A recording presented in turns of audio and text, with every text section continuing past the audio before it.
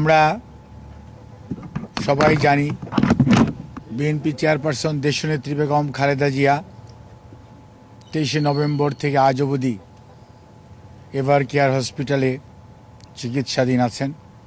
আমি গত পরশুদিন আপনাদেরকে বলেছিলাম উনি ওনার সবচেয়ে সংকটময় সময় অতিক্রান্ত করছেন এবং সময় বলে দিবে উনি কতটুকু সেই সময় বা সংকট কতটুকু কাটিয়ে উঠতে পারবেন।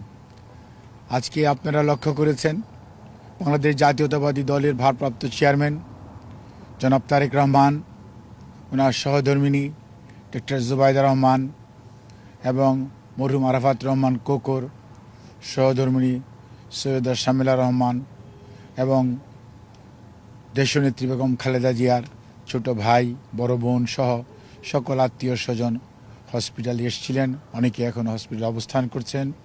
সর্বোপরি দেশনেত্রী বেগম খালেদা জিয়ার মেডিকেল বোর্ডের সদস্য doctor Shahabuddin Talukdar, professor doctor FM Siddiqui, professor doctor Nuruddin Ahmed, professor doctor Ziaul Haque, professor doctor brigadier general Saiful Islam, AZM Saleh, doctor Jafar Iqbal, doctor Masum Kamal অর্থাৎ এবং doctor AQM professor AQM Mohsin এবং AQM Reza, professor interventional cardiologist সহ দেশের বাইরের ইউকের এবং US-এর যারা দেশনেত্রী বেগম খালেদা জিয়ার মেডিকেল বোর্ডে সার্বক্ষণিকভাবে থাকেন।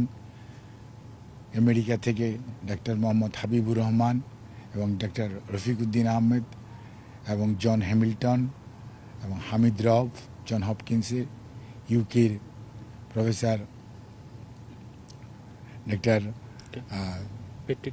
Patrick Kennedy, professor doctor Jennifer Cross এবং প্রফেসর ডক্টর রিচার্ড এবং আমাদের ডক্টর শাকিল ফরিদ সহ ডক্টর খালেদ সহ আরও যে সকল চিকিৎসকরা সব সময় অংশগ্রহণ করেন, ওনারা সবাই এখন পর্যন্ত ওনার চিকিৎসার ব্যাপারে সার্বক্ষণিকভাবে ওনার চিকিৎসা তদারকি করছেন।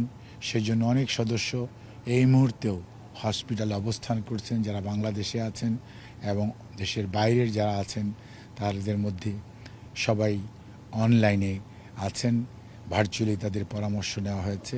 সকালবেলাও মেডিকেল বোর্ড হয়েছিল। কাজে এই অবস্থায় উনি অত্যন্ত একটি সংকটময় সময় অতিক্রম করছেন।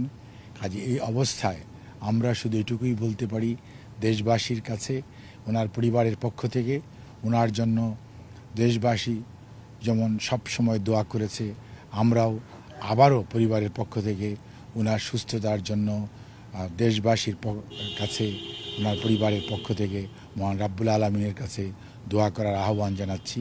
এবং এত গভীর রাত্র পর্যন্ত আপনারা যে অপেক্ষা করছেন সেজন্য আপনাদেরকে আমরা ধন্যবাদ জানাই, কৃতজ্ঞতা জানাই। দেশনেত্রীর চিকিৎসার ব্যাপারে দেশের মানুষের উৎকণ্ঠা দূর করার জন্য আপনারা যে সব সময় নিরলস প্রচেষ্টা অব্যাহত রেখেছেন, আপনাদের এই প্রচেষ্টা সত্যিকার অর্থেই শ্রদ্ধার সঙ্গে আমরা স্মরণ করি। আপনাদের সবাইকে ধন্যবাদ।